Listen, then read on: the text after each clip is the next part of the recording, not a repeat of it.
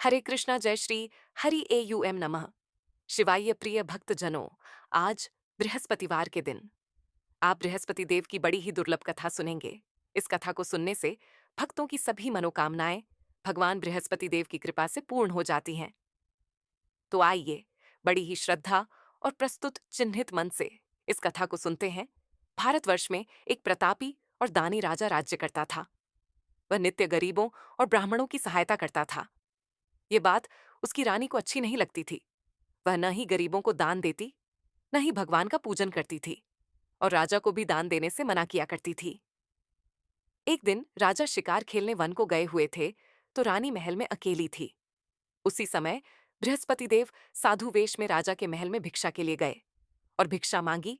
रानी ने भिक्षा देने से इनकार किया और कहा, हे साधु महाराज, मैं तो दान पुण्य से तंग आ गई हूं। मेरा पति सारा धन लुटाते रहते हैं। मेरी इच्छा है कि हमारा धन नष्ट हो जाए, फिर न रहेगा, बांस न बजेगी बांसुरी। साधु ने कहा, देवी, तुम तो बड़ी विचित्र हो। धन संतान तो सभी चाहते हैं। पुत्र और लक्ष्मी तो पापी के घर भी होने चाहिए। यदि तुम्हारे पास अधिक धन है तो भूखों को भोजन दो, प्यासों के लिए प्याऊ बनवाओ, मुसाफिरों के लिए धर्मशालाएं खुलवाओ। जो निर्धन अपनी कुंवारी कन्याओं का विवाह नहीं कर सकते, उनका विवाह करा दो। ऐसे और कई काम हैं जिनके करने से तुम्हारा यश लोक परलोक में फैलेगा। परंतु रानी पर उपदेश का कोई प्रभाव न पड़ा। वह बोली, महाराज, आप मुझे कुछ न समझाएं। मैं ऐसा धन नहीं चाहती जो हर जगह बांटती फिरूं। साधु ने उत्तर दिया, यदि तुम्हारी ऐसी इच्छा है तो तथास्तु।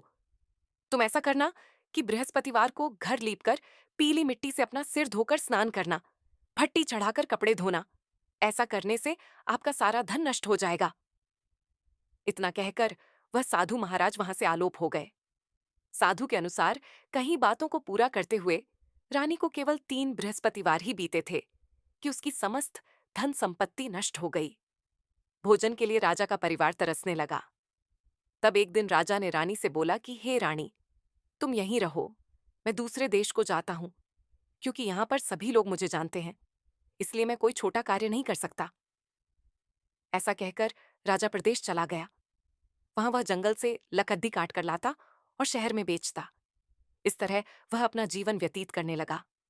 इधर राजा के प्रदेश जाते ही रानी और दासी दुखी रहने लगी।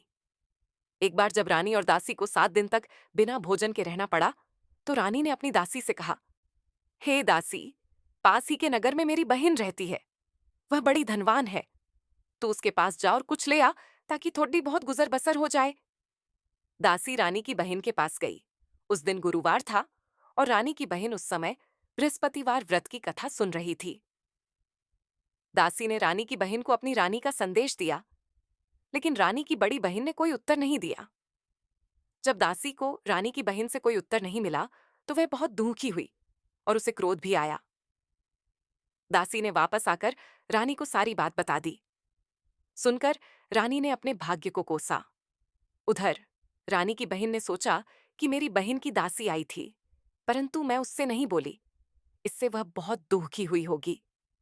कथा सुनकर और पूजन समाप्त करके वह अपनी बहन के घर आई और कहने लगी, हे बहन, मैं बृहस्पतिवार का व्रत कर रही थी। तुम्हारी दासी मेरे घर आई थी, परंतु जब तक कथा होती है तब तक न तो उठते हैं और न ही बोलते हैं, इसीलिए मैं नहीं बोली। कहो दासी क्यों गई थी? रानी बोली, बहन, तुमसे क्या छिपाऊं, हमारे घर में खाने तक को अनाज नहीं था। ऐसा कहते कहते रानी की आंखें भर आईं। उसने दासी समेत पिछले 7 दिनों से भूखे रहने तक की बात अपनी बहन को विस्तार पूर्वक सुना दी। रानी की बहन बोली, देखो बहन, भगवान बृहस्पति देव सबकी मनोकामना को पूर्ण करते हैं। देखो, शायद तुम्हारे घर में अनाज रखा हो। पहले तो रानी को विश्वास नहीं हुआ, पर बहन के आग्रह करने पर उसने अपनी दासी को अंदर भेजा, तो उसे सचमुच अनाज से भरा एक घड़ी अच्छा मिल गया। यह देखकर दासी को बड़ी हैरानी हुई। दासी रानी से कहने लगी, हे रानी, जब हमको भोजन नहीं मिलता तो हम व्रत ही तो करते हैं, इसीलिए क्यों न इनसे व्रत और कथा की विधि पूछ ली जाए, ताकि हम भी व्रत कर सकें। तब रानी ने अपनी बहन से बृहस्पतिवार व्रत के बारे में पूछा। उसकी बहन ने बताया, बृहस्पतिवार के व्रत में चने की दाल और मुनक्का से विष्णु भगवान का केले की जड़ में पूजन करें तथा दीपक जलाएं, व्रत कथा सुने और पीला भोजन ही करें। इससे बृहस्पति देव प्रसन्न होते हैं। व्रत और पूजन विधि बताकर रानी की बहन अपने घर को लौट गई। 7 दिन के बाद जब गुरुवार आया तो रानी और दासी ने व्रत रखा। घुड़साल में जाकर चना और गुड़ लेकर आईं। फिर उससे केले की जड़ तथा विष्णु भगवान का पूजन किया। अब पीला भोजन कहाँ से आए, इस बात को लेकर दोनों बहुत दुखी थे। चूंकि उन्होंने व्रत रखा था, इसीलिए बृहस्पति देव उनसे प्रसन्न थे। इसलिए वे एक साधारण व्यक्ति का रूप धारण कर 2 थालों में सुंदर पीला भोजन दासी को दे गए। भोजन पाकर दासी प्रसन्न हुई और फिर रानी के साथ मिलकर भोजन ग्रहण किया। उसके बाद वे सभी गुरुवार को व्रत और पूजन करने लगी। बृहस्पति भगवान की कृपा से उनके पास फिर से धन संपत्ति आ गई, परंतु रानी फिर से पहले की तरह आलस्य करने लगी। तब दासी बोली, देखो रानी, तुम पहले भी इस प्रकार आलस्य करती थी। तुम्हें धन रखने में कष्ट होता था, इस कारण सभी धन नष्ट हो गए, और अब जब भगवान बृहस्पति की कृपा से धन मिला है तो तुम्हें फिर से आलस्य होता है। रानी को समझाते हुए दासी कहती है कि बड़ी मुसीबतों के बाद हमने यह धन पाया है, इसीलिए हमें दान पुण्य करना चाहिए, भूखे मनुष्यों को भोजन कराना चाहिए और धन को शुभ कार्यों में खर्च करना चाहिए, जिससे तुम्हारे कुल का यश बढ़ेगा, स्वर्ग की प्राप्ति होगी और पितृ प्रसन्न होंगे। दासी की बात मानकर रानी अपना धन शुभ कार्यों में खर्च करने लगी, जिससे पूरे नगर में उसका यश फैलने लगा। बृहस्पतिवार व्रत कथा के बाद श्रद्धा के साथ आरती की जानी चाहिए। इसके बाद प्रसाद बांटकर उसे ग्रहण करना चाहिए। एक दिन राजा दुखी होकर जंगल में एक पेड़ के नीचे आसन जमाकर बैठ गया। वह अपनी दशा को याद करके व्याकुल होने लगा। बृहस्पतिवार का दिन था। एकाएक उसने देखा कि निर्जन वन में एक साधु प्रकट हुए। वो साधु वेश में स्वयं बृहस्पति देवता थे। लकड़हारे के सामने आकर बोले, हे लकड़हारे, इस सुनसान जंगल में तू चिंतामग्न क्यों बैठा है? लकड़हारे ने दोनों हाथ जोड़कर प्रणाम किया और उत्तर दिया, महात्मा जी, आप सब कुछ जानते हैं, मैं क्या कहूं? यह कहकर रोने लगा और साधु को अपनी आत्मकथा सुनाई। महात्मा जी ने कहा, तुम्हारी स्त्री ने बृहस्पति के दिन बृहस्पति भगवान का निरादर किया है, जिसके कारण रुष्ट होकर उन्होंने तुम्हारी यह दशा कर दी। अब तुम चिंता को दूर करके मेरे कहने पर चलो तो तुम्हारे सब कष्ट दूर हो जाएंगे और भगवान पहले से भी अधिक संपत्ति देंगे। तुम बृहस्पति के दिन कथा किया करो। 2 पैसे के चने मुनक्का लाकर उसका प्रसाद बनाओ और शुद्ध जल से लोटे में शक्कर मिलाकर अमृत तैयार करो। कथा के पश्चात अपने सारे परिवार और सुनने वाले प्रेमियों में अमृत व प्रसाद बांटकर आप भी ग्रहण करो। ऐसा करने से भगवान तुम्हारी सब मनोकामनाएं पूरी करेंगे। साधु के ऐसे वचन सुनकर लकड़हारा बोला, हे प्रभु, मुझे लकड़ी बेचकर इतना पैसा नहीं मिलता जिससे भोजन के उपरांत कुछ बचा सकूं। मैंने रात्रि में अपनी स्त्री को व्याकुल देखा है। मेरे पास कुछ भी नहीं जिसे मैं उसकी खबर मंगा सकूं।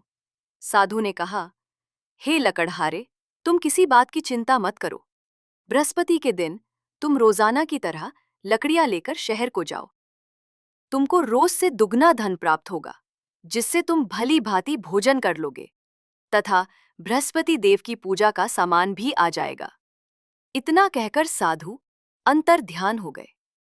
धीरे धीरे समय व्यतीत होने पर फिर वही बृहस्पतिवार का दिन आया।